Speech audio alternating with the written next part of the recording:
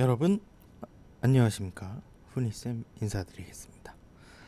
저번에 그 학교 폭력 처리 4가지 방법하고 실수하는 유형을 올려드렸는데 학교 폭력 관련한 정보를 좀 자주 올려달라는 요청이 있어서 그 관련된 내용들을 하나씩 업로드해 드리도록 하겠습니다. 나중에는 한 사례를 들어서 또 처리 절차가 어떻게 되는지, 또 각종 보고서는 어떻게 작성을 하는지, 그런 내용들까지도 저희가 어떻게 작성하면 되는지 내용에 대해서 좀 더 자세하게 알려드리는 영상을 계획하고 있습니다.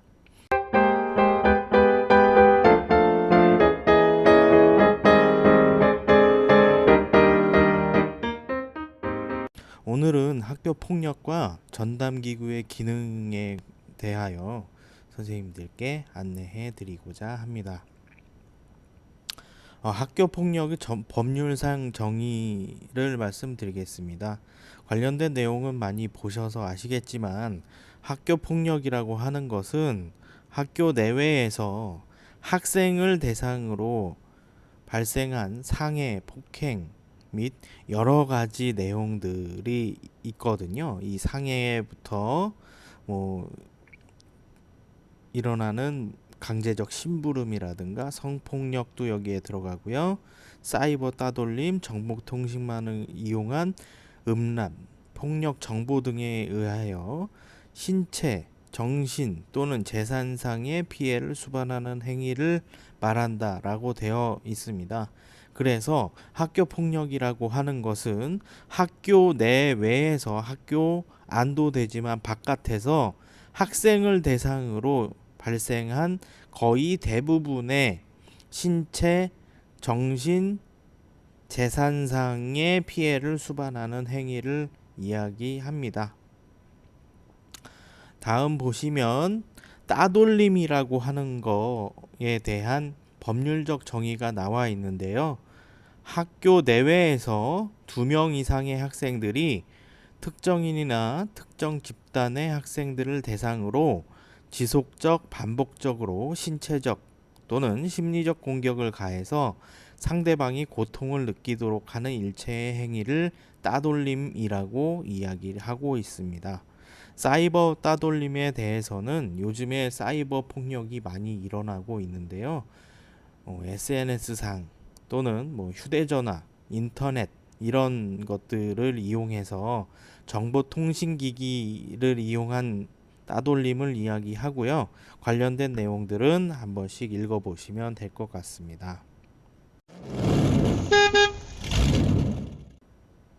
다음은 학교폭력 사안 발생 시 전담기구의 역할에 관하여 알아보도록 하겠습니다. 학교폭력 사안 처리 가이드북 21년도 개정판을 활용했습니다. 그리고 관련된 내용은 해당 책 31페이지의 내용에서 확인하실 수 있습니다. 첫 번째, 사안 접수 및 보호자 통보에 관하여 알려드리도록 하겠습니다. 전담기구는 학교폭력 신고 접수 대장을 비치하고 117 신고센터, 학교장, 교사, 보호자, 학생 등 학교폭력 현장을 보거나 알게 된 자 및 기관으로부터 신고받은 사안에 대해서 기록 관리를 하게 됩니다. 학교폭력 신고 접수 대장은 저희 강원도 교육청에서는 수기로 기록을 하게 안내를 하고 있습니다. 학교폭력 신고 접수 대장은 사소한 폭력이라도 신고한 것은 접수를 하여야 하고요. 접수한 사안에 대해서는 즉시 관련 학생, 피해 관련 학생, 또 가해 관련 학생 보호자에게도 통보를 해서 그런 내용들을 통보한 방법과 일자 등을 기록을 하게 됩니다. 학교폭력 사안이 발생하게 되면 인지하고 48시간 이내에 교육지원청에 보고를 하게 되어 있는데요.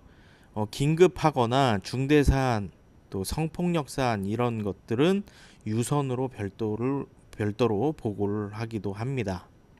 또 성폭력 사안과 관련해서는 수사기관에 신고를 하는데요. 경찰청 112나 학교폭력 상담 신고센터 117, 또 학교 전담 경찰관에게 안내를 합니다. 네, 저희 같은 경우는 이 학교 내에 112 신고를 하게 되면 경찰차가 학교 내에 들어오는 경우가 발생할 수 있어서 그 학교 내에 그 학교 학생들의 동요를 방지하기 위해서 전담 경찰관을 통한 안내나 117 신고를 하고 있습니다. 학교 폭력 사안 조사의 역할이 전담 기구에서 가장 중요한 내용 중에 하나인데요. 학교 폭력을 인지한 경우에 피해나 가해 사실 여부에 대해서 조사를 하여야 하고요. 학교 폭력 전담 기구 협조 요청 시에 해당 교사는 적극 협조해야 한다라고 규정하고 있습니다. 인지 및 조사라고 하는 것은 학교 폭력을 인지한 경우에 학교의 장은 지체 없이 전담기구 또는 소속 교원으로 하여금 가해 및 피해 사실 여부를 확인하도록 해야 합니다. 사안 조사에 대해서 전담기구에서 사안 조사한 내용을 결과를 보고하게 되어 있는데요.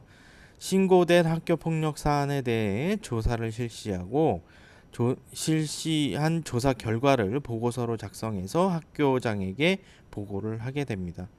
심의위원회를 개최 요청하는 경우에 사안 조사 보고서를 수정 보완해서 학교장과 심의위원회에 보고를 하게 됩니다. 21년도에 학교 폭력 사안 조사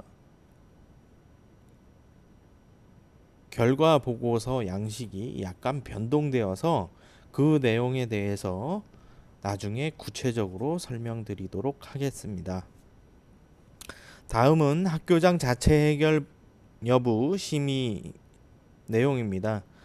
학교장 자체 해결의 객관적 충족 요건이 4가지가 다 동그라미로 표시가 된 경우에 피해 학생과 그 보호자에게 학교폭력 대책심의위원회 개최를 요청을 하는지 여부를 동의 여부를 확인을 하고요.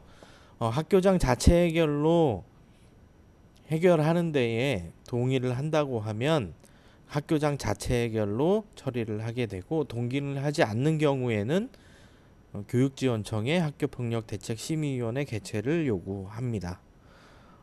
다음으로 졸업 전 가해 학생 조치사항 삭제 심의에 대해서 알려드리겠습니다. 법률 제17조 1항에 따른 가해 학생 조치사항 중에서 4호, 5호, 6호, 8호의 삭제를 심의하는데요. 심의 대상자 조건을 만족한 경우에 심의를 통해서 졸업과 동시에 삭제를 진행을 합니다. 다음은 집중보호 또는 관찰 대상 학생에 대한 생활지도입니다.